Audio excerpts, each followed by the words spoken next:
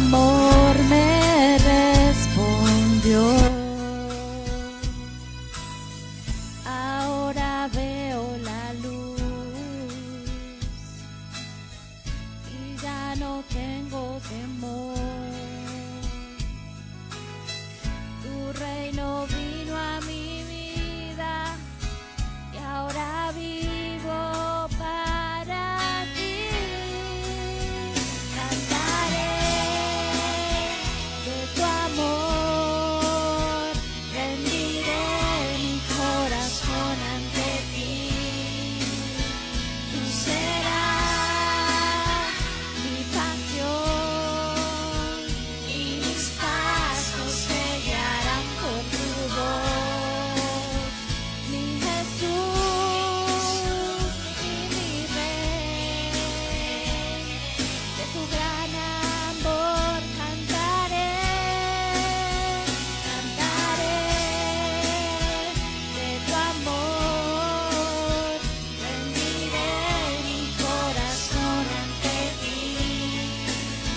Tú serás mi pasión y mis pasos se guiarán por tu voz. Mi Jesús y mi Rey, de tu gran amor cantaré, Señor. Te damos gracias a ti, Jesús. ¿Cuántos están agradecidos con nuestro Señor? Iglesia, hoy no nos hemos saludado. Levántese, salude el que tiene al frente, al lado y al otro lado.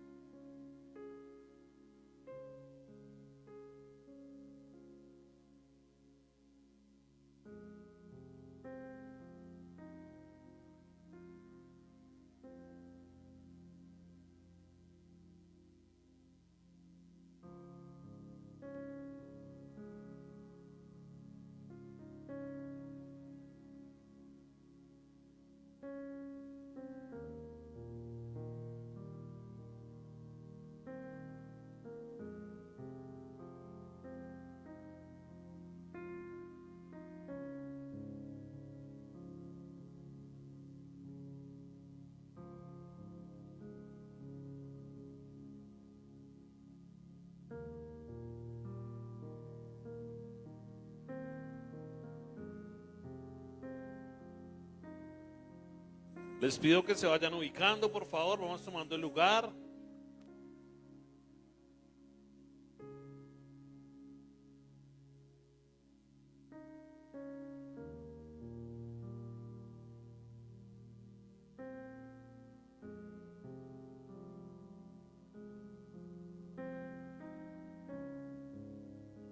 Por favor, tomen su lugar. En la parte de adelante hay sillas, si son tan amables.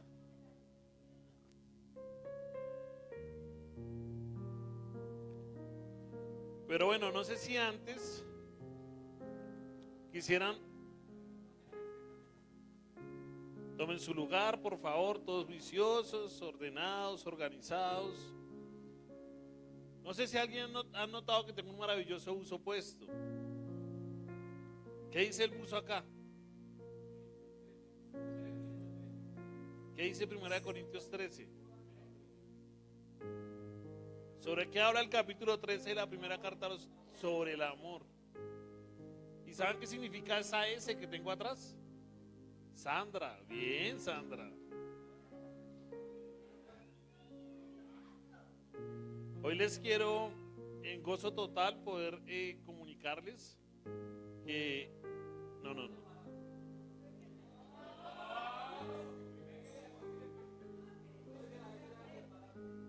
Hace 18 años, un 5 de julio,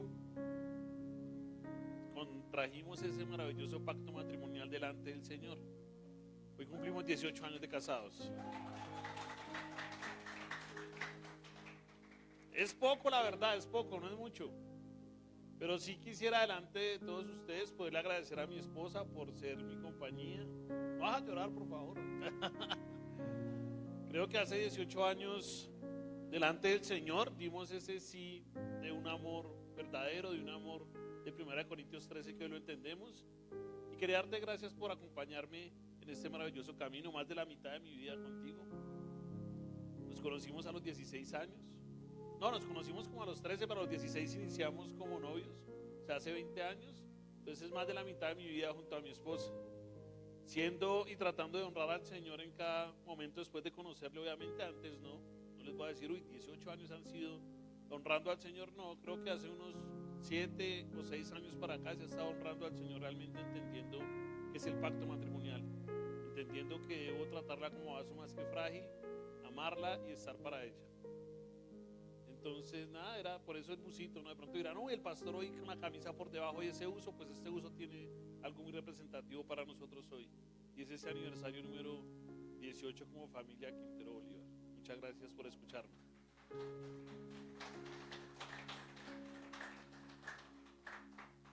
Igual para culminar, no cerrar el tema, pero sí para poder entrar al tema importante de la palabra, es dar una voz de aliento siempre a las parejas que están caminando con el Señor, que llevan a veces poco tiempo, pero decirles que igual Él es fiel, el Señor no se equivoca si lo puso a usted como esposo o esposa, pero va a ir sí transformando su carácter y el carácter de su esposo para poder servirle a Él.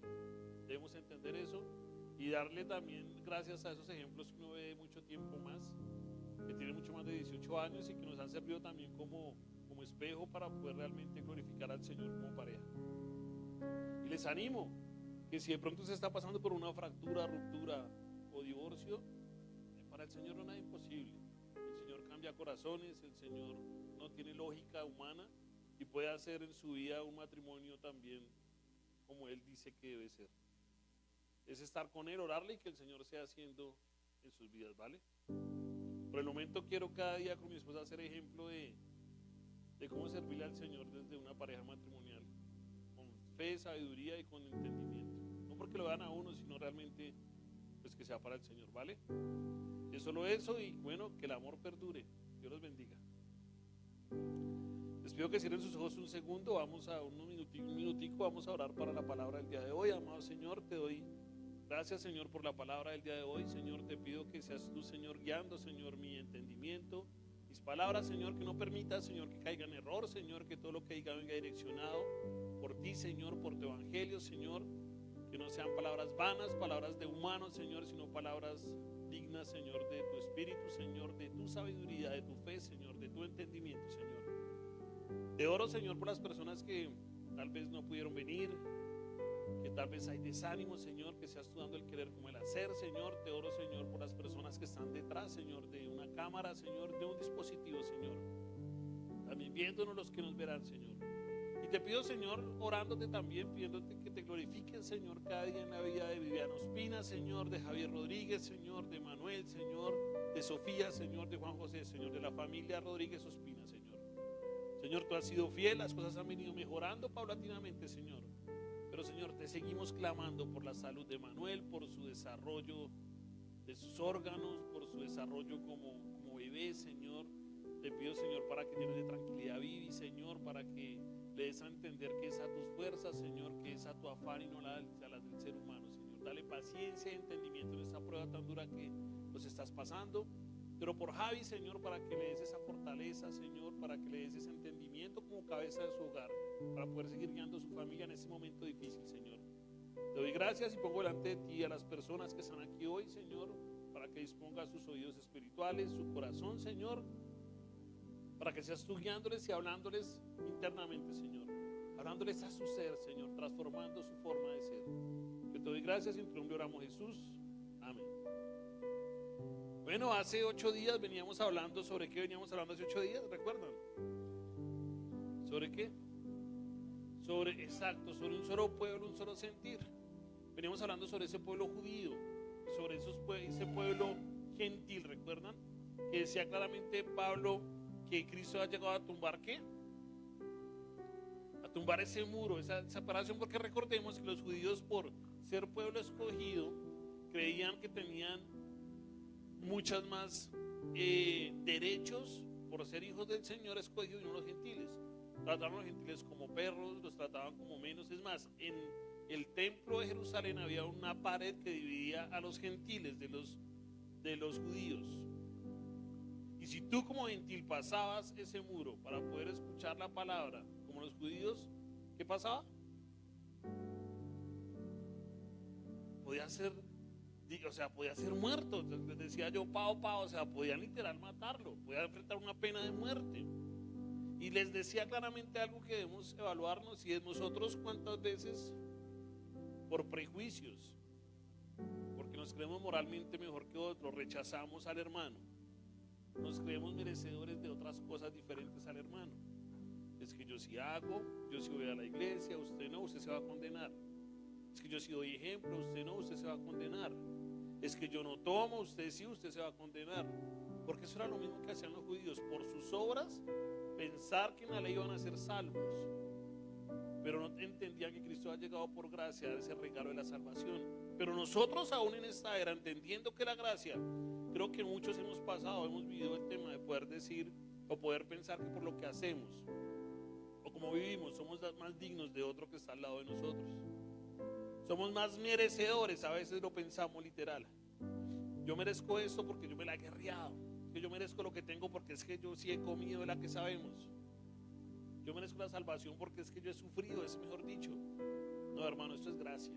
Y Pablo llegó en ese momento a tumbar ese muro. Venga, tú no te mereces nada, no somos merecedores absolutamente de nada. De nada. ¿Merecemos? ¿Qué merecemos? La muerte, eso merecemos, pero por gracia Cristo nos da vida en él. Y eso es totalmente diferente. Y tocábamos 2 versículos, como es Efesios 2, 14 al 16, que mire cómo dice la palabra. Porque él mismo es nuestra paz. Estaba allí Pablo hablando de Jesús. Jesús viene a darnos, ¿qué? En ese momento a hacer paz, a dar paz. Y de ambos pueblos hizo uno, derribando la pared intermedia de separación, poniendo fin a la enemistad en su carne, la ley de los mandamientos expresados en ordenanzas, para crear en él mismo de los dos un nuevo pueblo, un nuevo hombre, estableciendo así la paz, para reconciliar con Dios a los dos en un cuerpo por medio de la cruz, habiendo dado muerte en ella a la enemistad. Hermano, eso es importante recordarlo. Cristo no vino a abolir la ley, sino ¿a qué? A cumplirla. Él no abolió nada, él cumplió todo. Esos 614 mandatos de Deuteronomio, él los cumplió realmente. Él lo que vino a abolir fue ¿qué? Los rituales, la circuncisión. Esos rituales judíos fueron los que él abolió realmente. Eso que ese mal llamado, hay 1000 fiestas, hay muchas fiestas en los judíos y pueden verlos. Él vino a decir, venga, esos rituales no nos van a llevar a nada. Lo que nos lleva a algo son únicamente 2 cosas. ¿Recuerdan qué cosas? La gracia, la misericordia del Señor. El único que hizo fue hacer todo para nosotros y para salvarnos. Y resumió toda la ley, ¿recuerdan? En 2 mandamientos. ¿Cuál es el primero? Marcos 12, 30, 31 los encontramos para cuando se le olviden cuáles son. Gracias a esos versículos. Amarás al Señor tu Dios con todo tu corazón, con toda tu alma, con toda tu mente y con todas tus fuerzas. Ojo a este. Bueno, ese es de evaluarlo, ya lo evaluamos un poquito. Y el segundo es este. Amarás a tu prójimo como a ti mismo. No hay otro mandamiento mayor que esos, hermanos. En esos 2 mandamientos se resumen toda la ley, toda la Torá, toda la ley judía se resumen ahí. Amar a Dios sobre todas las cosas Y amar a Dios no es solo decir yo te amo, es ser diligente en amarlo. Mire como decía el primer versículo, venga, yo lo amo con todo mi corazón, con mi afecto. Mi deseo y prioridad están dirigidos a Dios. Eso es amar a Dios. Que lo que yo haga, mis afectos, deseos, prioridades estén dirigidos a Dios. Con toda el alma. ¿Qué es con toda el alma? Que nuestra vida pertenezca únicamente, por completo, a Él. Con toda la mente. Que todos nuestros pensamientos y decisiones sean guiados ¿por qué? Por su palabra. Porque recordemos que la palabra transforma mi mente. Y si mi mente está transformada, todo lo que yo haga va a estar guiado por Él. Va a estar guiado por su palabra. Mi mente está cautiva al Señor. Y algo que dice maravilloso ahí, con todas las fuerzas. Y no es decir, con toda la fuerza. No. Realmente es que nuestras acciones, lo que hago día a día, mi trabajo, mi servicio, como yo trato al prójimo, glorifique al Señor. Como yo trato a mi pareja, glorifique al Señor. Como yo sea con mis hijos, glorifique al Señor. ¿Y por qué dice con todas las fuerzas? Porque a veces no es fácil hacerlo. Porque a veces como pareja, si su esposa o esposo le saca el mal genio, de pronto no es la palabra más linda la que usted va a devolver. Tampoco va a ser un madrazo, pues eso considero yo entre cristianos, ¿no? Pero de pronto no va a responder de buena forma. Por eso es sacar toda la fuerza y decir, Señor, yo te sirvo a ti y te honro con mis acciones, con mis fuerzas realmente.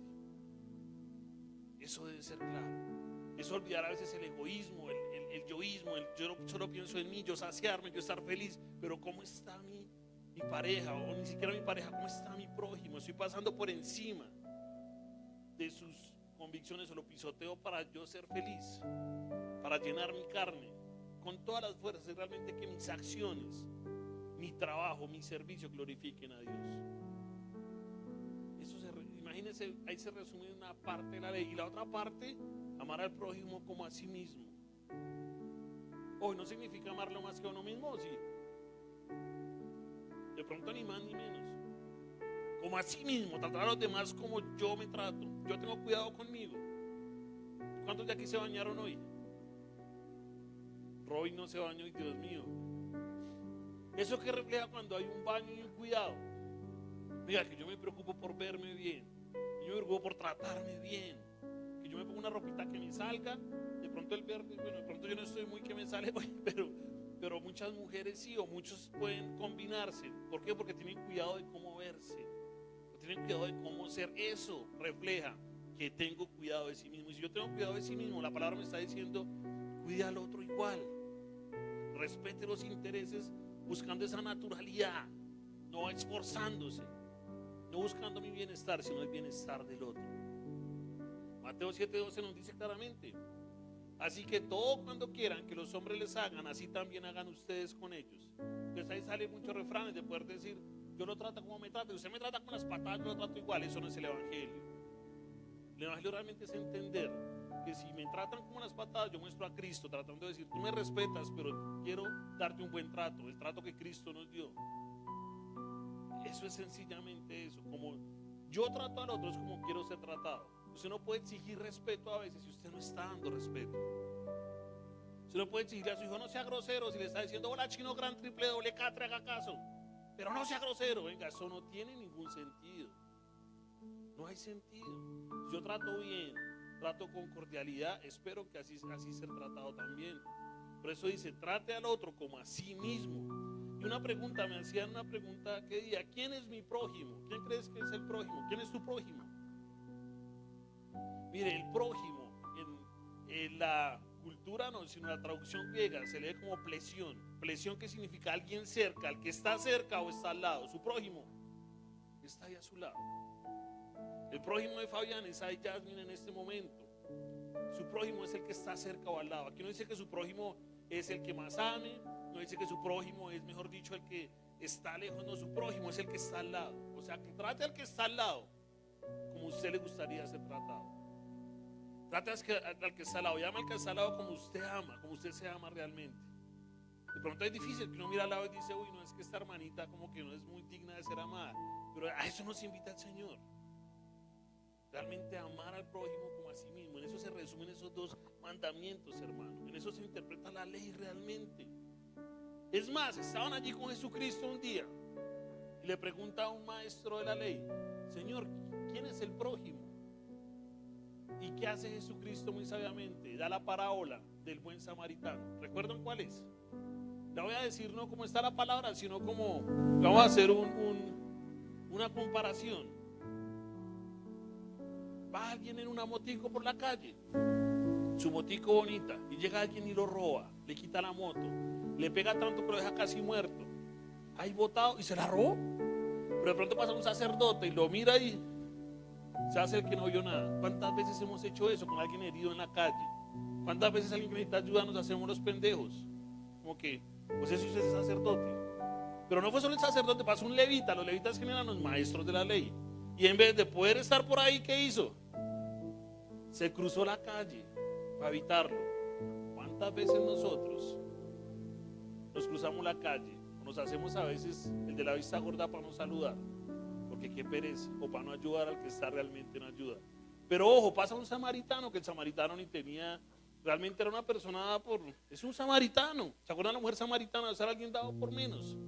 ¿Y qué hace ese samaritano? Va allá donde ese que robaron, que casi lo dejan por muerto, lo levanta, con lo que lleva, le limpia sus heridas, lo sana, lo alza, lo echa a su caballo, o sí, creo que es su caballo que narra el versículo, y lo lleva donde una persona que lo cure, y le dice: mire, por favor, cúrelo, gaste la plata que tenga que gastarse con él, que todo lo que él tenga en gastos, yo cuando vuelva se lo cubriré. Jesucristo da esta parábola para decir: eso es el prójimo, y eso es ayudar al prójimo. Y es evaluar nosotros cómo estamos. ¿Somos un levita?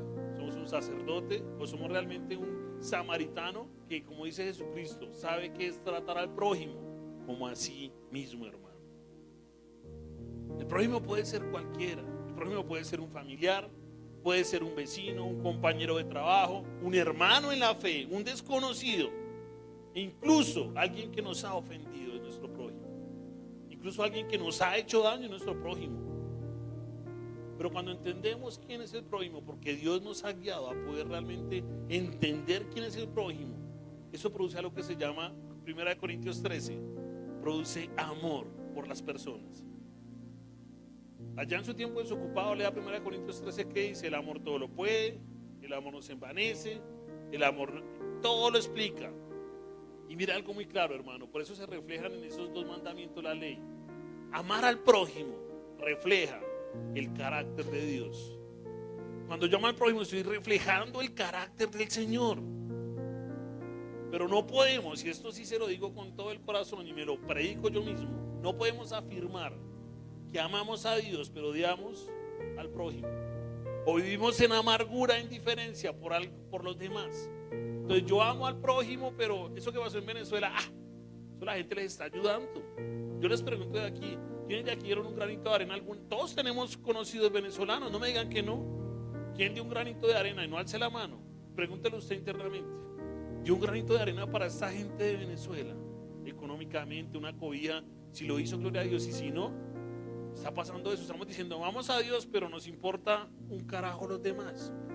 Desde que yo esté bien, todo está tranquilo. ¿En qué estamos? Hermano, ¿trato a los demás como quisiera ser tratado? Ojo, estoy dispuesto a perdonar a los demás como Dios me perdonó a mí. Mire, el perdón es una cosa tan grande, es uno de los climas del evangelio. El perdón no es recordar el daño que me hiciste. Cuando yo perdono, no estoy diciendo: es que usted me hizo, es que hubiera sido mejor haber hecho esto, es que yo no entiendo para qué lo perdoné, es que yo estuviera mejor solo, sola. No, eso no es perdón. Eso es rencor y amargura.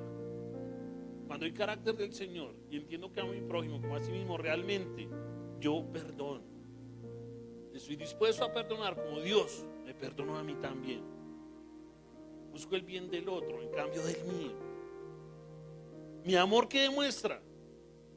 ¿Qué demuestra cuando hay amor? ¿Qué se demuestra ahí? Compasión, bondad. Pero eso se demuestra, eso no se dice. Yo puedo decir aquí muchas cosas. Yo puedo decir aquí que amo a X persona y que doy la vida por ella, pero mi acción demuestra eso mismo. Muchas veces en consejería de parejas dicen: no, es que yo la amo. Y ella dice: yo no siento que me ame. ¿Pero por qué no siente? No, pues es que no me lo demuestra. siempre es esto y lo otro. Entonces uno puede decir muchas cosas, pero el amor realmente se demuestra con los hechos. Entonces, si ve todo lo que encierra esos versículos, esos 2 mandatos del Señor, cuando realmente reflejamos el amor de Cristo a otros, es entender de manera racional cuál fue el amor que Dios tuvo por nosotros. Mire, hermano, amar al prójimo como a sí mismo, ¿eso qué refleja? El amor de Dios, el carácter de Dios para otros. Es tratar al otro con compasión, con respeto, con misericordia, con servicio, buscando el bien para esa persona. Venga, les pregunto, ¿hacemos eso? ¿Estamos en pro de eso? Mire, este mandamiento no reemplaza el amor de Dios, sino que realmente muestra que sus frutos son visibles día a día. Mire, cuando vamos a Dios de todo corazón, como dice el primer mandamiento, aprendemos también a amar al prójimo como Cristo nos ama a nosotros. Vuelvo y digo, es hipocresía decir que creo en el Señor, te amo al Señor, pero odio a mi hermano. Es hipocresía decir, Señor, yo te amo, arrodillarse usted y orar por el Señor, por el amor que Cristo dio en la cruz por usted y por mí. El otro día decir, uy, es que yo sí no lo perdono, es que yo lo quisiera, la verdad yo le deseo la muerte. Venga, eso no tiene coherencia con el Evangelio. Eso es física y pura hipocresía.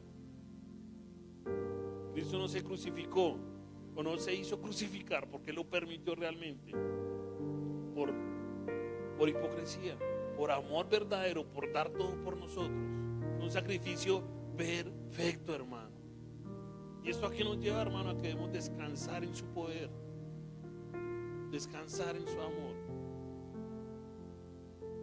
Eso debe ser muy importante. Y no se dé duro diciendo de pronto, uy, es que yo no hice esto con este o con el otro, pero más bien pídale al Señor y pidámosle al Señor que nos revele su palabra cada vez más para poder amar al prójimo como a sí mismo. Y para poder, el principal, que Cristo lo dijo, amar a Dios con toda ¿qué? Con tu mente, con tu alma, con toda tu fuerza. Eso es primordial, ahí se resume toda la ley. Eso fue lo que Cristo dijo y lo veíamos hace 8 días. Venga, tumbe ese muro de separación entre judíos y gentiles para hacer un solo ¿qué? Un solo pueblo y un solo sentir. Pero vea eso tan maravilloso. Ya para terminar el contexto, uy, me demoré como mucho en el contexto y entrar a la enseñanza de hoy. Son solo 4 versículos que veremos hoy. Después de que tumba ese muro para hacer un solo pueblo, hace esta maravillosa cosa. Nos hace una morada, la morada de Dios. Nos hace un lugar espiritual para que usted y yo habitemos en esa eternidad. Mire cómo dice la palabra, Efesios 2, versículo 19 al 22.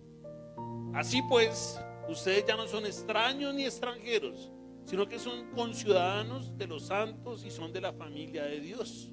Versículo 20. Están edificados sobre el fundamento de los apóstoles y profetas, siendo Cristo Jesús mismo la piedra angular. 21. En quien todo el edificio bien ajustado va creciendo para ser un templo santo en el Señor. Y versículo 22, aquí finaliza el capítulo 22. En Cristo también ustedes son juntamente edificados para morada de Dios en el Espíritu. Qué maravilloso. Recordemos ese capítulo 1 cuando nos habla de la predestinación, de la justificación y del sello. Ese capítulo 2 como nos habla de ser un solo pueblo en Cristo, de que no hay extranjeros, sino que somos ciudadanos del Señor. Versículo 19 por eso arranca diciendo, así pues, ustedes ya no son extraños ni extranjeros, sino que son conciudadanos de los santos y son de la familia de Dios. Aquí somos de la familia de Dios. ¿Por qué? Somos todos escogidos, revividos por el Señor, por lo que Pablo ha venido diciendo en Efesios. Venga, nos dio vida juntamente con Él, nos hizo una sola ciudad, una sola ciudadanía. Somos de la familia de la fe, somos conciudadanos del Señor. O sea, esto debe afirmar cualquier identidad que tengamos confusa. Venga, aquí no es como la Barbie, ser lo que yo quiera hacer. No. Aquí somos hijos del Señor. Nuestra identidad está en Cristo Jesús. Él siendo nuestro hermano mayor, nosotros, Él es el primogénito de muchos hermanos, siendo nuestro Padre Dios, nos escogió para poderle servir. Esto es una conclusión de todo lo que ha venido enseñando en el capítulo 2. En el capítulo de 2 al 10 explicó la salvación, del 1 al 10 explicaba que es la salvación por gracia. En el anterior vimos derribar esos muros, derribar esas fronteras, derribar esa separación para hacer una sola ciudad en Cristo. Y ahora presenta el resultado de la obra de Cristo, ¿y cuál es? Que tenemos una identidad en Cristo. Entonces, si es tan maravilloso esto, nos escoge por gracia, tumba cualquier enemistad entre el pueblo de Dios para que seamos un solo pueblo, y ahora nos da una identidad en Cristo. O sea, eso es algo maravilloso, sentir que somos ciudadanos de los santos. Y eso puede sonar a muy santurrones, a muy areola, pero no, es que es realidad. Al ser apartados para el Señor, somos santos de su reino.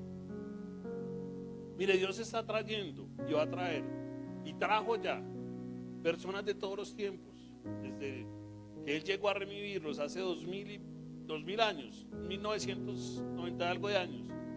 Ha guardado personas para su pueblo, extranjeros, personas de otras ciudades, de otras culturas, de otros colores de piel, de otras formas de ser, todo para formar esa ciudadanía de Dios, para que confiemos en Él. Mira, allí no hay extranjeros, no hay forasteros, no hay ciudadanos de segunda categoría, todos somos ciudadanos del Señor.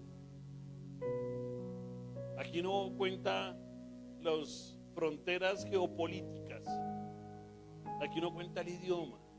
Él ha escogido personas de toda cultura para que seamos ciudadanos con la identidad en Cristo, hermano. Y mire cómo lo dice Filipenses 3:20. Filipenses 3:20. Porque nuestra ciudadanía está ¿dónde? En los cielos, de donde también ansiosamente esperamos a un Salvador, el Señor Jesucristo. ¿Cuándo esperamos a un Salvador? En la segunda llegada de los pueblos. Esa es nuestra esperanza. Es entender que nuestra ciudadanía no depende de acá. Recuerde que vivimos en este mundo, pero no somos de este mundo. Somos escogidos por el Señor. Somos miembros de la familia de Dios.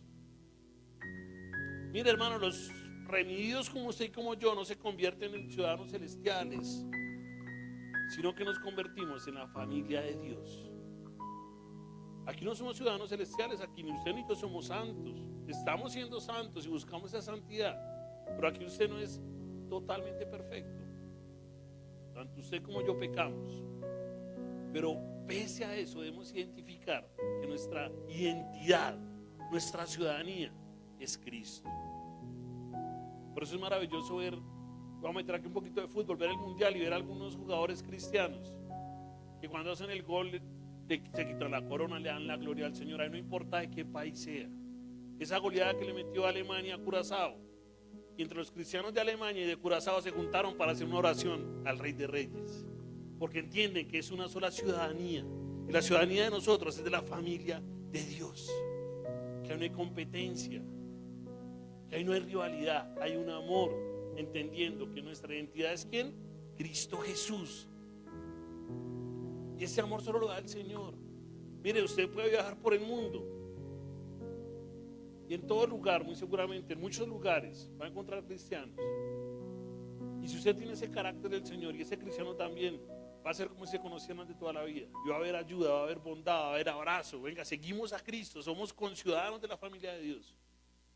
Pero usted váyase con una camiseta de un equipo de la capital, Antioquia, a ver cómo es la rivalidad. Allá hay fronteras, en los humanos hay fronteras. Hay rivalidades porque pienso diferente, hay rivalidades porque yo soy de izquierda y yo de derecha, y no compartimos eso. Hay rivalidades porque tú eres de este equipo y yo del otro, y no compartimos eso. Hay rivalidades porque tú piensas en el proaborto y yo pienso en la familia. Sí, tiene que haber rivalidad porque como cristianos somos pro vida. Pero como cristianos somos de la familia de la fe. Somos un solo pueblo. Ningún muro nos separa.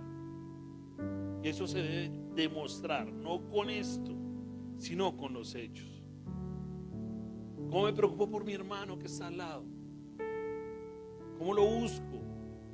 Si se enferma, venga, me duele que se enfermó. No somos extraños, hermano.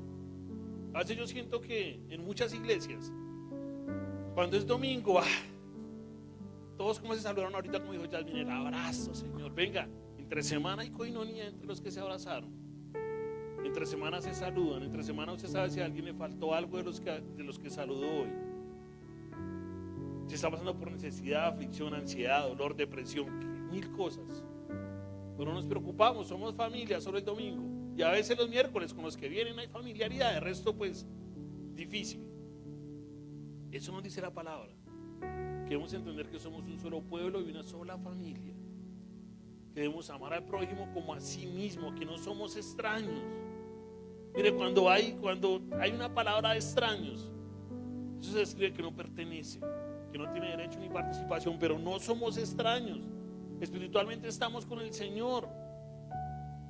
Cuando de labios para afuera hay amor, de labios para afuera hay espiritualidad, pero no se ve con ellos. Venga, eso demuestra una lejanía de Dios. Eso demuestra que ya no vivimos en esperanza. Hermano, cuando estamos con la identidad de Cristo, ya no somos desconocidos para Él. Su nombre está escrito allí en el libro de la vida, hermano, está escrito. O sea, siéntase identificado, sienta que su identidad es Cristo porque lo es. O sea, usted le pertenece a Cristo. ¿Qué cosa más maravillosa puede tener? No le pertenece, ay, que tan chévere tener 2 nacionalidades. No, pues eso está bien, pero es que a mí no me importa la nacionalidad. Yo soy embajador de Cristo. Yo le pertenezco a Él, mi vida es de Él. Eso es lo realmente importante. Eso es lo importante. Por eso recuerdo mucho una película del entrenador que la hemos visto, que siempre le decían, ¿usted qué es? Y él siempre decía, entrenador de chicas, y hago esto y algo esto, y daba todo su currículum, pero nunca mencionaba que era cristiano. Yo le pregunto a usted, cuando usted le preguntan, ¿usted qué hace o qué es? Usted pone por encima su profesión, su currículum profesional, realmente dice, yo primero que todo soy cristiano, y con la habilidad que el Señor me dio, hago esto y lo otro. Esa es nuestra identidad, que somos hijos del Señor, que somos cristianos, que somos seguidores del Señor, que Él nos escogió y nos predestinó. Efesios 1:5, mire cómo lo dice. Nos predestinó para adopción como hijos, para así mediante Jesucristo, conforme a la buena intención de su voluntad. Venga, hermano, al estar en Cristo tenemos identidad. Que Dios transforme nuestra mente entendiendo que nuestra identidad es de Cristo. Y eso nos da a tener derechos espirituales totalmente. Tenemos una herencia. Y lo más maravilloso, pertenecemos al reino de Dios. Totalmente. Hebreos 3:6, mire cómo dice. Pero Cristo fue fiel como hijo sobre la casa de Dios, cuya casa somos nosotros. Si retenemos firme hasta el fin nuestra confianza y la gloria de nuestra esperanza. ¿Qué nos da la esperanza? El Señor. Pero dice claramente ahí, si permanecemos firmes. Y una pregunta así suelta. Hermano, ¿qué nos quita esa firmeza en el Señor? O más bien no, ¿qué nos quita? ¿Qué nos desanima estar firmes en el Señor? ¿Qué cosa pasa en mi vida o en la suya para no estar firmes en el Señor, entendiendo ya que tenemos identidad en Él? ¿Qué me hace dudar de Él? ¿Qué persona, qué cosas, qué circunstancias? Que el activismo a veces, el trabajo me lleva a alejarme del Señor, puede pasar. O mi amiguito que me influencia a hacer X cosa me lleva a pensar diferente y me lleva a perder esa firmeza en el Señor. La palabra es clara, dice, retenamos firmes hasta el final nuestra confianza y esperanza. Hay que estar firmes. Por eso, si no estamos firmes, tenemos que identificar qué está haciendo flaquear esa firmeza en el Señor. ¿Qué nos hace dudar de esa firmeza? ¿Qué nos hace dudar de esa identidad del Señor? De esa identidad que el Señor ya nos dio, hermanos. Mire, y dice algo maravilloso, continuando con la enseñanza en el versículo 20. Porque decimos, bueno, tenemos identidad en el Señor. Efesios 2:20, mire cómo sigue diciendo. Están edificados sobre el fundamento de los apóstoles y profetas. Ojo acá con este versículo porque se puede mal enseñar de 1000 formas. Pero preste mucha atención. Están edificados sobre el fundamento de los apóstoles y profetas, siendo Cristo Jesús mismo la piedra angular. Este versículo continúa después del 19. Bueno, obvio, ¿no? Pues el 20 continúa después del 19. Perdón por la lógica, es una lógica bien interesante. Mire, Pablo describe que somos una familia y nos presenta ahora como un edificio espiritual. ¿Ustedes saben qué es la piedra angular? Cristo, pero ya vamos a explicar que es la piedra angular, pero dice algo claramente el versículo, fundamentado sobre los apóstoles y profetas. ¿Cómo así sobre el fundamento? ¿Qué es para ustedes el fundamento? ¿O qué es el fundamento? Debemos preguntarnos. El fundamento es algo muy claro. Un edificio o cualquier obra que se vaya a hacer siempre tiene unas bases o un fundamento. Cuando un arquitecto o ingeniero, no, creo que el arquitecto hace los planos, si no estoy mal, y el ingeniero lleva los planos a que sean una realidad, ¿sí? Pero para que ese arquitecto haga un edificio de 10 pisos, tiene que tener unas buenas ¿qué? Bases. El fundamento son las bases por la cual se edifica la palabra. Y está diciendo la palabra que el fundamento, ¿quiénes fueron? Los apóstoles y profetas. Ella, una hermanita me decía muy bonita ella, es que parece que fuéramos pablistas, solo hablamos de Pablo y ¿dónde está Cristo? No. Cristo lo dijo claramente. El fundamento del evangelio está entre los profetas y los apóstoles. Por eso exponemos las cartas de los apóstoles, de los profetas. Hermano, espiritualmente el fundamento representa la doctrina sobre la cual estamos nosotros parados, nuestro ADN como iglesia. Eso es el fundamento. Cristo le enseñó a los apóstoles para que sean el fundamento del evangelio. Esas son esas columnas sobre el cual el edificio que es Cristo, que somos nosotros mismos como cuerpo, están bien cimentados. Si un edificio, ¿qué pasó? Bueno, ese ejemplo puede sonar un poco cruel, pero es con el mayor respeto. En Venezuela hubo un terremoto fuertísimo y unos edificios se cayeron y otros no. Se cayeron muy seguramente los que menos tenían un fundamento cimentado para ser resistentes a un temblor o terremoto. Pero hay unos que no se cayeron. ¿Por qué no se cayeron? Porque estaban bien cimentados, bien fundamentados. Hermanos, si no estamos bien fundamentados, entendiendo qué es el evangelio, nuestra doctrina va a ser débil. Se va a terminar derrumbando. Mira, hermano, es doloroso decirlo, pero conozco iglesias que no tienen un fundamento y que muy seguramente se predica lo que el pastor le parece, según la temática de lo que esté pasando en ese momento en la cultura, pero no tienen un fundamento para saber cuál es el ADN de su iglesia y saber para dónde llevarla, que es para Cristo.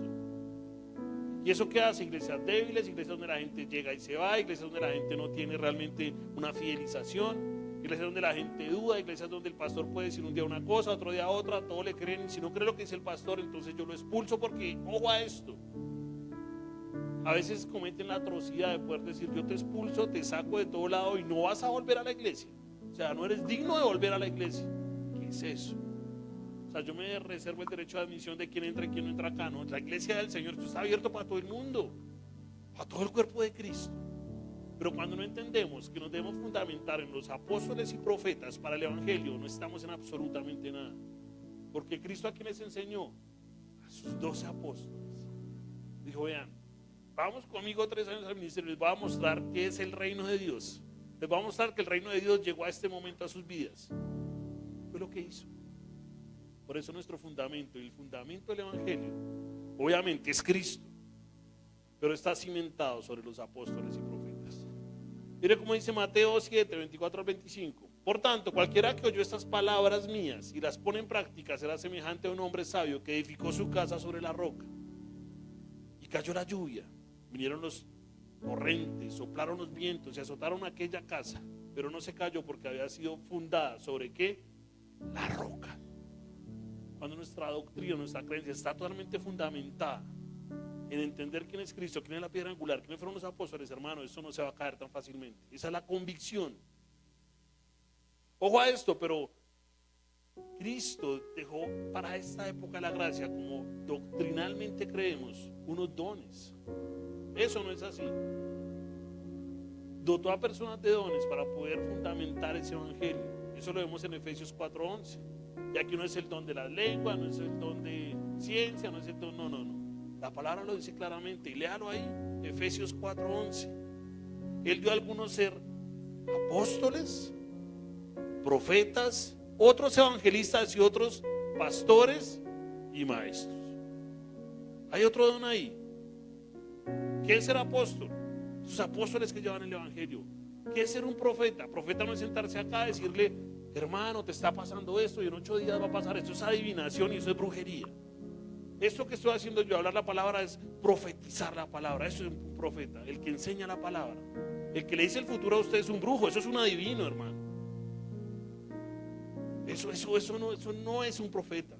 Los profetas estaban en el Antiguo Testamento para anunciar la venida del Mesías, pero en esta era están para dar el evangelio, porque es que sobre los apóstoles no es fundamentamos. Hay evangelistas, ¿qué son los evangelistas? Los misioneros que viajan, que dan el evangelio, que dan a conocer, que tienen ese don de hablar del Señor siempre. El Señor es esto, eso es un evangelista, evangeliza por todo el mundo. A otros pastores que pastorean las ovejas y otros maestros que enseñan a las ovejas. Es eso. Aquí no está hablando ni de don de profecía, ni de don de profecía de la palabra, pero no de adivinar su futuro, de qué va a pasar. Es que es el profeta X me dijo tal cosa y la centralidad se centra en el profeta X que dice X cosa. Que es que conocer, no, eso no se basa en el evangelio. El fundamento de los apóstoles fue dado para apóstoles, profetas, evangelistas, pastores y maestros. Efesios 4:11 es la palabra, no es lo que yo estoy pensando, es lo que dice la palabra, hermano. El fundamento, mira, a pesar de esa gran importancia, el fundamento no son personas haciendo obras buenas, sino llevando la enseñanza del evangelio a sus vidas mediante esos dones que podemos ver. Nuestro fundamento es y debe ser eso, hermanos.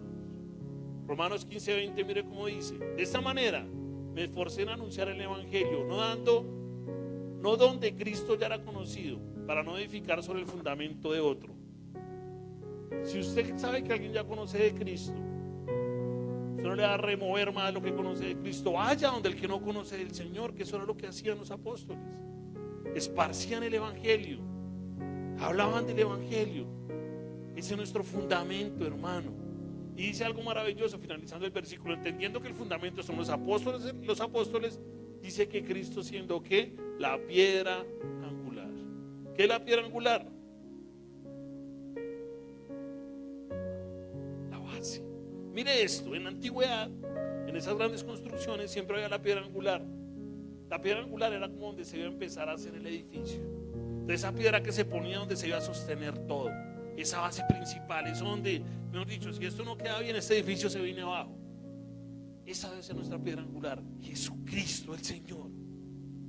Esa piedra angular define nuestro fundamento, le da estabilidad, le da simetría al edificio, le da fuerza, le da poder.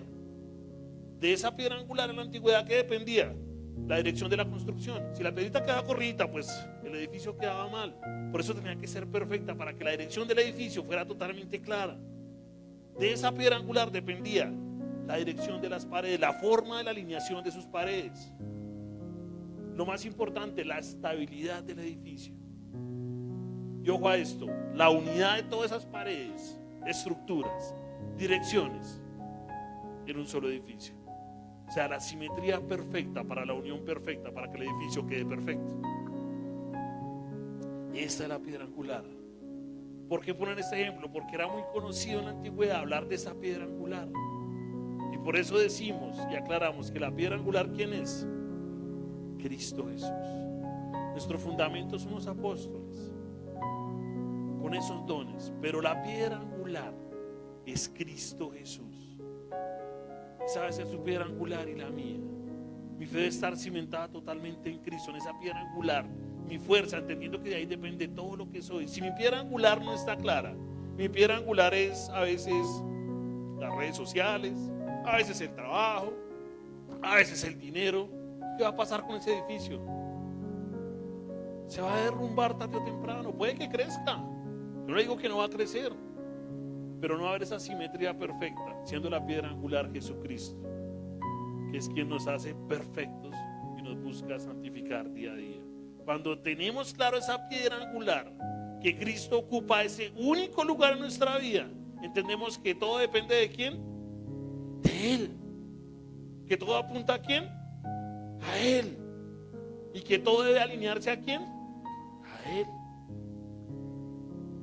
A nadie más. Eso es entender lo que nos está diciendo Pablo sobre esa piedra angular, sobre esos fundamentos doctrinales que quiere mostrar Pablo. para entender y para que entendamos que nuestra identidad es ¿quién? Cristo. Mi identidad no se basa en cómo me vista, hermano. Mi identidad no es que yo soy de marca O y tengo el pantalón X y los tenis Y y si no estoy así vestidito yo no me siento como bien, no. Mi identidad es Cristo, tenga los tenis que tenga, el pantalón que tenga. Mi identidad es Cristo. Mi identidad no se basa en cómo tenga pintado el pelo. Si lo tengo pintado azulito o amarillito me siento mal. Yo tengo que tener pintado negro para sentirme bien. Esa no es la identidad suya, hermano. Su identidad es Cristo. Si no me pongo o tengo tal carro, entonces no, yo me siento que no valgo nada, hermano. Falsa identidad. Su identidad es Cristo Jesús.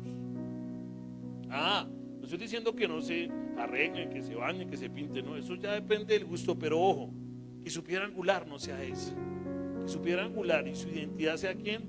Cristo. Que si un día no tuvo a pintarse el pelo, no sienta que se va a morir. Que si un día como a mí, como a Robinson, se nos cae el pelo, entonces la identidad, vamos a poner peluquita. No, mi identidad es Cristo. Cuando la identidad no está clara, no estamos cimentados en lo que es el Evangelio. Por eso Pablo nos dice, venga, el fundamento son los apóstoles y la piedra angular es ¿quién? Cristo Jesús.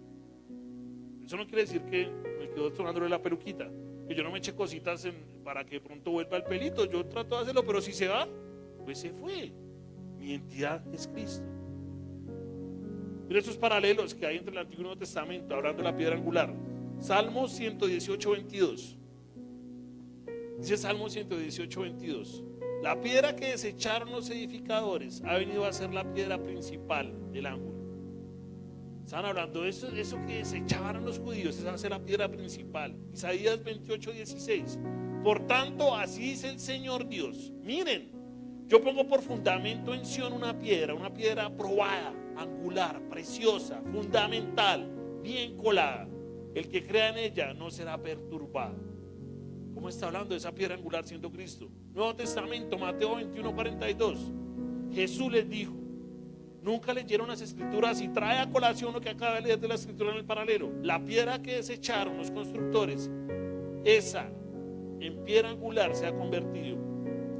Esto fue hecho de parte del Señor y es maravilloso a nuestros ojos. Cristo está diciendo, eso que anunciaron, que anunció Isaías, que anunció Salomón, eso soy yo, soy la piedra angular que ellos anunciaban. Por eso traje el paralelo. Hechos 4:11. Este Jesús es la piedra desechada por ustedes los constructores, pero que ha venido a ser la piedra que dice ahí, angular, hermano. Primera de Pedro 2, versículos 6 al 7. Pues esto se encuentra en la escritura, otra vez trayendo el Antiguo Testamento. Otra vez trayendo Isaías, Pedro. Yo pongo en Sión una piedra escogida, una preciosa piedra angular. El que crea en él no será avergonzado. Este precioso valor es pues para ustedes lo que creen, que para los que no creen. La piedra que desecharon los constructores, esa en piedra angular se ha convertido. Pedro y Pablo iba a decir, Pedro, Mateo, traen de Isaías y de Salmos el paralelismo diciéndole, venga, la piedra angular que anunció Isaías en el Antiguo Testamento, que anunció los Salmos, Salomón, es Cristo Jesús. Es esto totalmente maravilloso. Y yo le pregunto, mi hermano, ¿cuál es su piedra angular?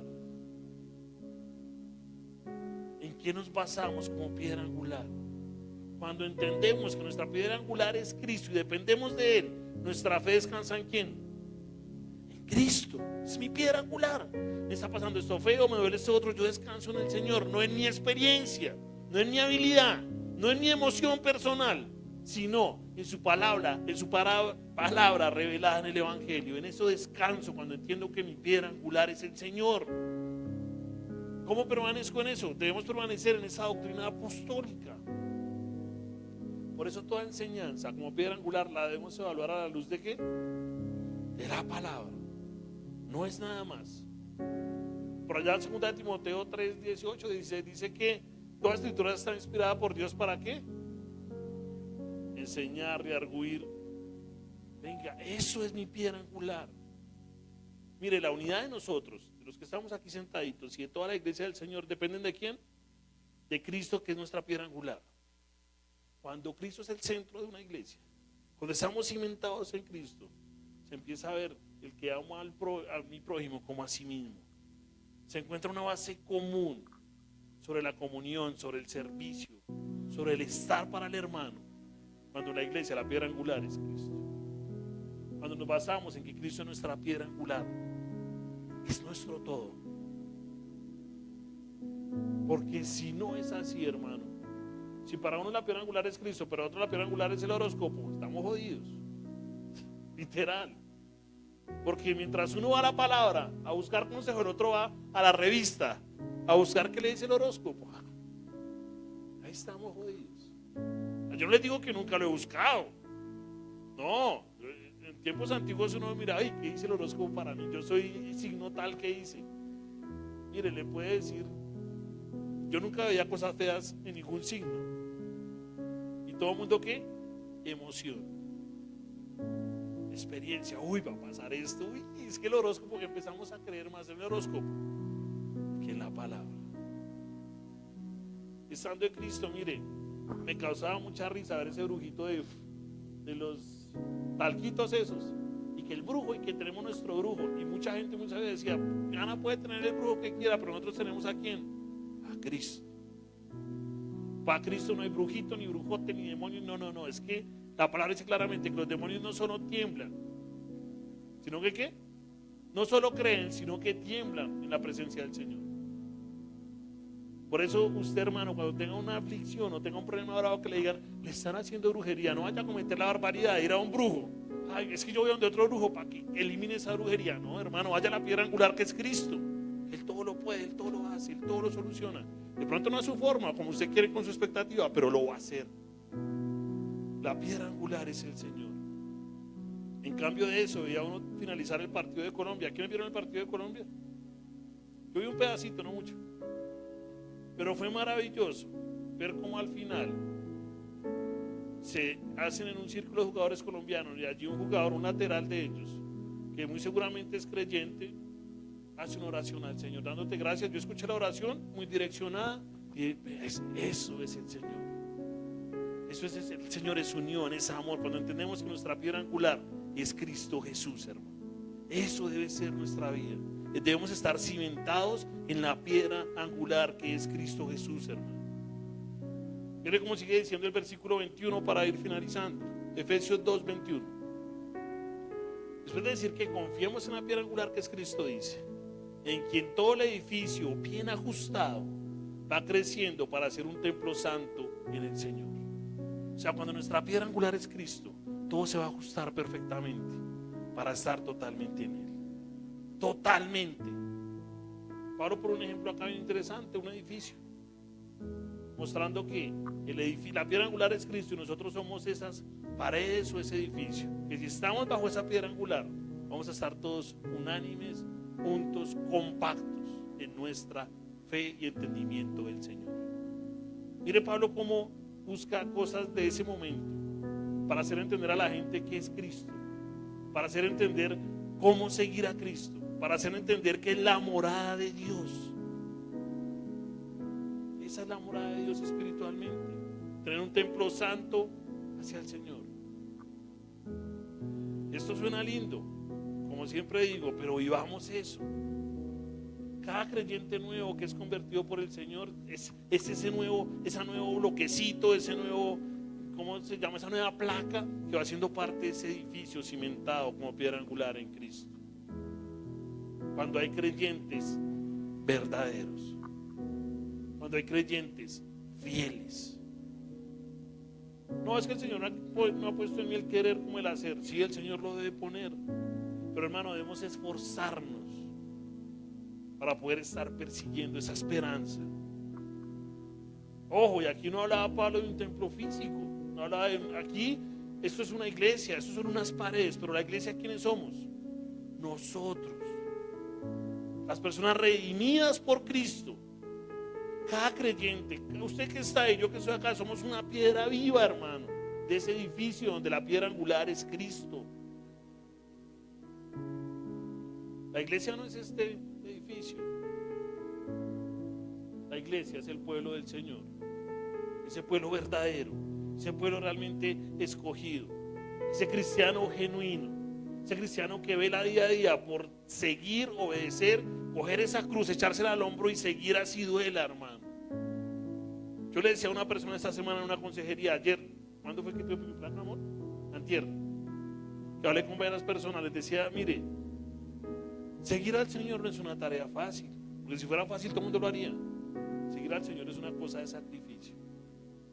Pero hay una frase muy coloquial que dice que sin sacrificio no hay ¿qué? No hay victoria, hermano.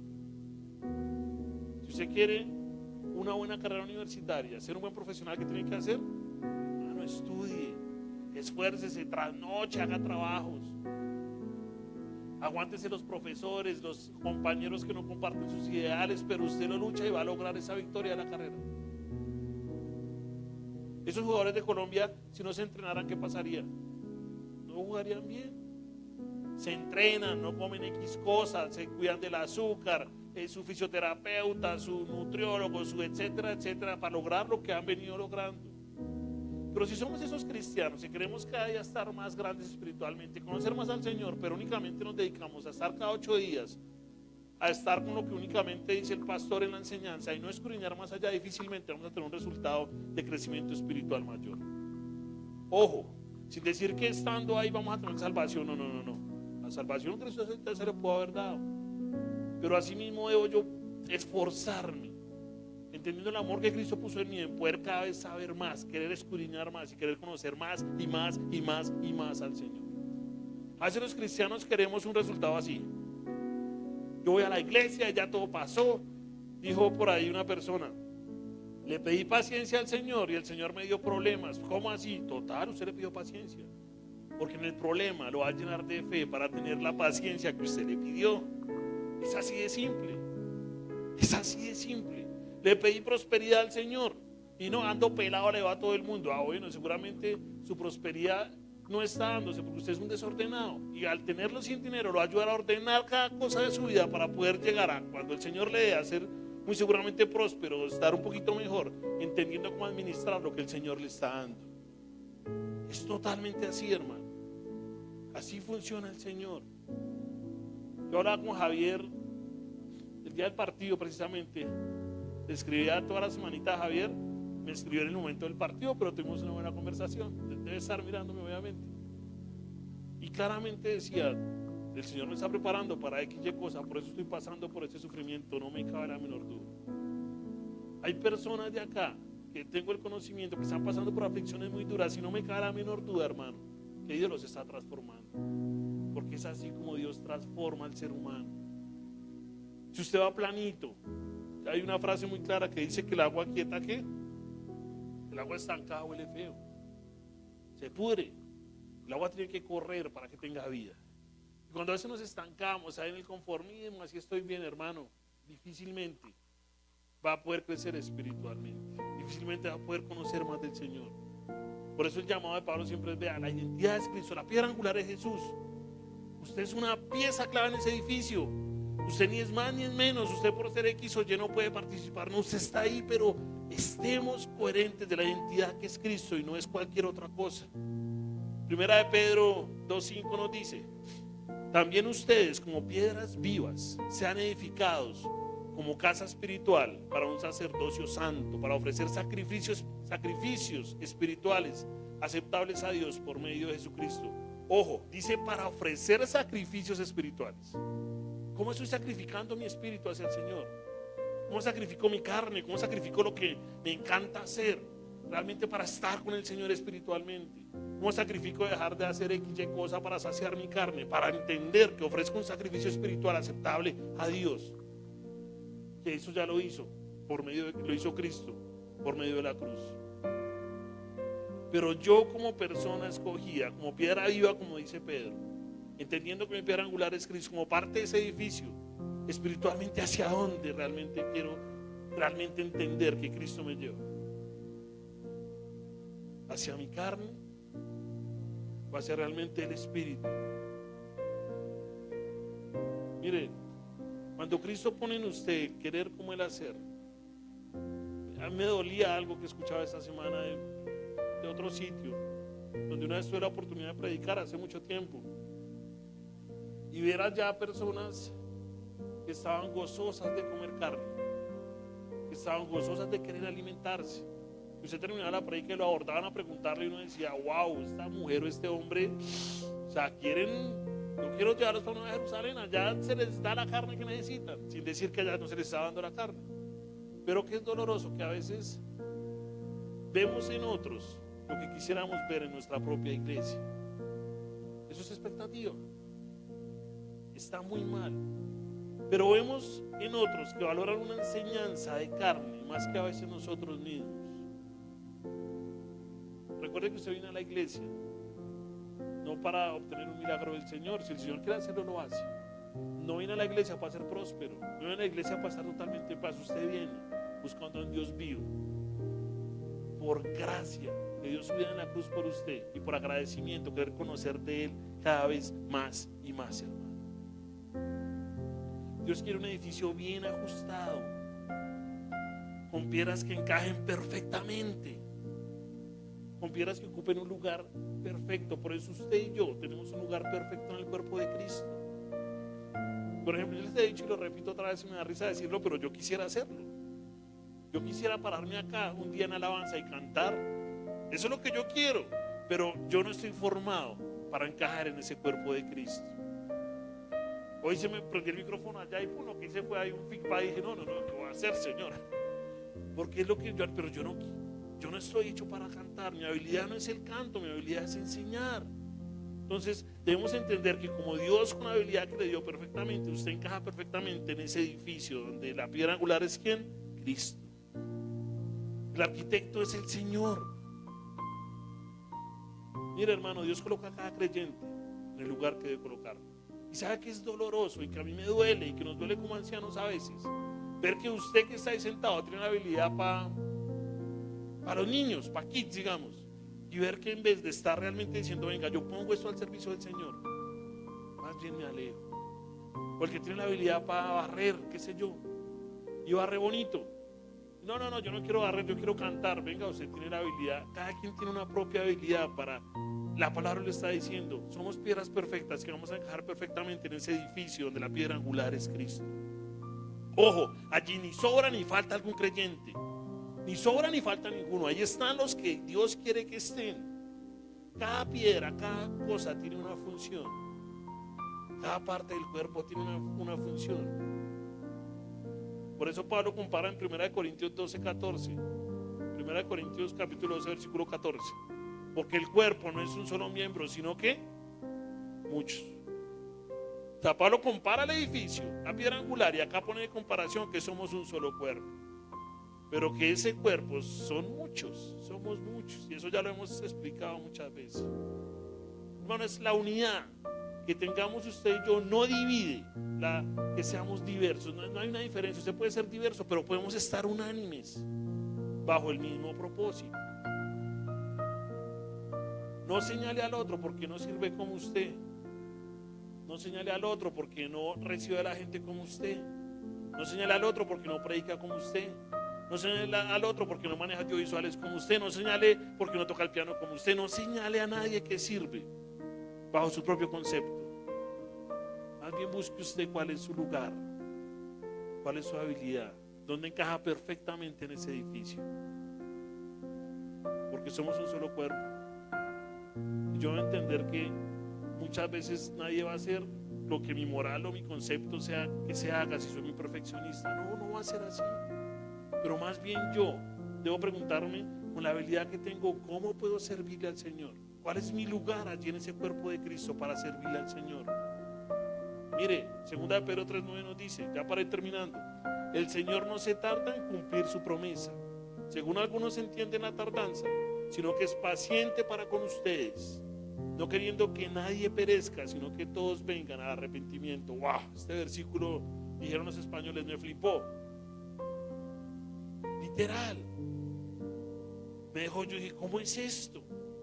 O sea que cada persona tiene un proceso diferente, sí, totalmente. Dice, nadie perezca, sino que todos vengan en arrepentimiento. Venga, el proceso es lento y solo Dios conoce la velocidad de su proceso y del mío. Su proceso puede ser rápido, pero también puede ser lento. Solo Dios sabe cómo es su proceso.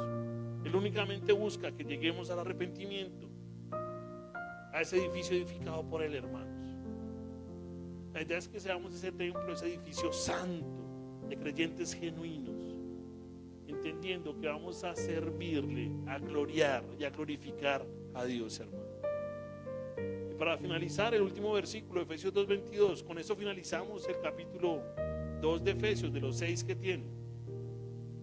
Dice la palabra: en Cristo también ustedes son juntamente edificados para morada de Dios en el Espíritu. Este es un versículo maravilloso igualmente. Léalo nuevamente: en Cristo también ustedes son juntamente edificados. En Cristo estamos edificados para morada de Dios en el Espíritu. O sea, aparte de que Cristo es la piedra angular, que nos edificamos como cuerpo en el edificio. Dentro del edificio, ¿quién está? El Espíritu. Que es maravilloso, es nuevamente ver la Trinidad prácticamente. Es ver culminada la obra de Cristo. Hermano, Dios no solo salva a las personas individualmente, salva a la comunidad en un solo pueblo para que seamos su morada. La iglesia es un lugar donde habita el Espíritu del Señor, hermano.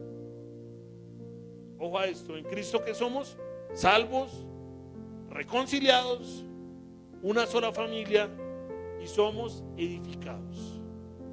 Para entender que nuestra identidad, ¿de quién es? Hermano, metas esto en la cabeza: fuera de Cristo no existe una comunidad diferente que de salvación. Fuera de Cristo no hay salvación. El único que da salvación es Cristo Jesús. Vaya a cualquier religión, cualquier doctrina, el único que vino a salvar y que resucitó después de la muerte fue Jesucristo el Señor, absolutamente nadie más. Por eso Juan 15:5 dice, hablando Jesucristo, dice: yo soy la vid, ustedes los sarmientos, el que permanece en mí y yo en él, ese da mucho fruto, porque separados de mí nada pueden ser. Y 1 Corintios 6, 19 al 20, ¿o no saben que su cuerpo es templo del Espíritu Santo que está en ustedes, el cual tienen de Dios, y que ustedes no se pertenecen a sí mismos, porque han sido comprados por un precio? Por tanto, glorifiquen a Dios en cuerpo y en espíritu, los cuales son de Dios. ¿Qué es esto maravilloso? Hermano, la piedra angular, Cristo, el edificio, nosotros, y la morada, el Espíritu dentro del edificio, es el propio Dios. Para decir con total certeza, total autoridad, ¿por qué no decirlo? Autoridad de entender que nuestra identidad es ¿quién? Cristo Jesús. No hay absolutamente nadie más, hermano. En el Antiguo Testamento, la presencia de Dios, ¿dónde estaba? En el tabernáculo. ¿Y después dónde estaba? En el templo de Jerusalén. ¿Y ahora dónde está? En nosotros como iglesia. En nosotros. O sea, esto es maravilloso. Es cumplir la promesa del Señor totalmente, hermanos. Miren, yo les decía, vemos en estos versículos la Trinidad. El Padre habita con su pueblo, el Hijo hace posible esa unión con esa piedra angular, y el Espíritu Santo realiza la morada. Es así de simple. Llévese este versículo para su casa. 1 Corintios 3:16, ya el último versículo. ¿No saben que ustedes son templo de Dios y que el Espíritu de Dios habita en ustedes? Hermanos, si entendemos esto, entendemos todo. El mismo Espíritu está en usted, haciéndonos remividos, dándonos vida eterna con el Señor. Aquí finalizamos el capítulo 2 de Efesios, arrancamos al 3, maravilloso capítulo también, entendiendo que ese capítulo 2 tumbó las murallas, hizo un solo pueblo, y entendiendo que después de hacer ese pueblo nos edificó en él, que nuestra piedra angular debe ser Cristo Jesús, que su habilidad y la mía es diferente, pero que encajan perfectamente al pueblo del Señor, para poder servir y edificarnos en él. Y que no solo eso, aparte de poder servir y edificarnos en él, dentro de nosotros mora el Espíritu del Señor. Póngase de pie y vamos a orar. Amado Señor, el día de hoy, Señor, te doy infinitas gracias, Señor, por tu palabra. Te doy gracias, Señor, por Darnos a entender, Señor, que, Señor, somos, Señor, parte de esas piedras vivas, Señor, de ese edificio cimentado en la piedra angular que eres tú, Cristo Jesús. Señor, llévanos a entender, Señor, que tú eres nuestro centro, Jesucristo, que tú eres nuestra razón de ser, nuestro lineamiento, Señor, nuestro propósito, Señor. Señor, si hay algo que nos quita esa piedra angular, Señor, si hay en el mundo algo que nos está jalando más, o es más, no jalando más, sino nos estamos pensando que la piedra angular es algo diferente a ti, Cristo Jesús, ayúdanos, Señor, a tener confianza y aleja de nosotros eso que nos quita ese lugar de piedra angular a ti, Señor. Eso que nos da a entender que tú eres la centralidad de nuestra vida, que tú eres el fundamento, Señor. Ayúdanos realmente, Señor, a poder cada vez más entender tu palabra, no entenderla de conocimiento, sino entenderla de vida, Señor. A vivirla día a día, Señor, a tenerla realmente por fe, por entendimiento, por conocimiento y por vida diaria, Señor. Ayúdanos a mostrar esa piedra angular, Señor. No en la iglesia, Señor, sino al prójimo, Señor, sino al vecino, al amigo, Señor, a ese que necesita entender que la piedra angular eres tú, Cristo Jesús. Que tu obra es maravillosamente perfecta, Señor. Que tu plan es perfecto y que cada vez que vamos a las Escrituras, la perfección de ellas, Señor, personalmente a mí me deja sin aliento, Señor.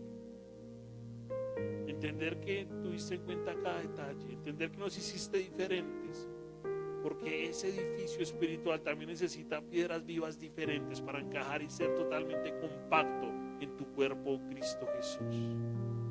Señor, yo te doy gracias, Señor. Te pido que sigas llenándonos de firmeza, entendimiento, paciencia en los procesos que vas llevando con cada uno de nosotros, Señor. Yo te pido, Señor, que no permitas que nos alejemos. Espíritu Santo, ayúdanos a entender, Señor, cada vez más tu evangelio. No solo a entenderlo, ayúdanos a vivirlo, Señor. A que nos identifiquen otros, entendiendo que nuestra piedra angular, nuestra centralidad, nuestra razón de ser, nuestra prioridad está en Cristo Jesús. Ayúdanos, Señor. Señor, también quiero aprovechar para darte gracias, Señor, por permitirme, Señor, llevar junto a mi esposa, Señor, y cumplir hoy un aniversario más. Tenernos juntos durante 18 años, Señor, y te pido y te oro, Señor, que sean muchos años más, Señor. Nos ayudes a llevar el ministerio por el camino de la verdad, por el camino del evangelio, que nos des cada vez más fuerzas, que nos llenes de ideas para poder, Señor, atraer gente al evangelio por medio de tu palabra, no por medio de lo que hagamos nosotros, Señor. Yo te doy gracias por su vida, Señor. Te doy gracias por haberla predestinado y haberme predestinado a mí para que los dos seamos una sola carne y tengamos unas dos maravillosas hijas, dos bendiciones que nos has dado, dos frutos de un amor, Señor. Te pido que nos permanezcas firmes, Señor, siguiendo lo que dice Efesios 5, Señor, siguiendo lo que dice a un esposo y lo que dice a una esposa. Ayúdanos, Señor, a ser el ejemplo vivo y genuino para otras parejas, Señor. Yo te doy gracias por mi matrimonio. Te doy gracias por el pacto que permitiste que hiciéramos hace 18 años, Señor, delante de ti. Y te pido que sean muchos años más, Señor. Cuida a mi esposa, Señor. Llénala de salud, Señor. Permite, Señor, que cada día la ame más y más, Señor, y que le demuestre su amor con hechos y no solo con palabras, Dios.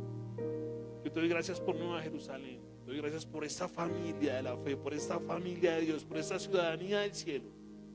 Permítenos, Señor, vivir en pro de lo que dice tu palabra. Gracias infinitas, Señor, y en tu nombre oramos, Jesús. Amén.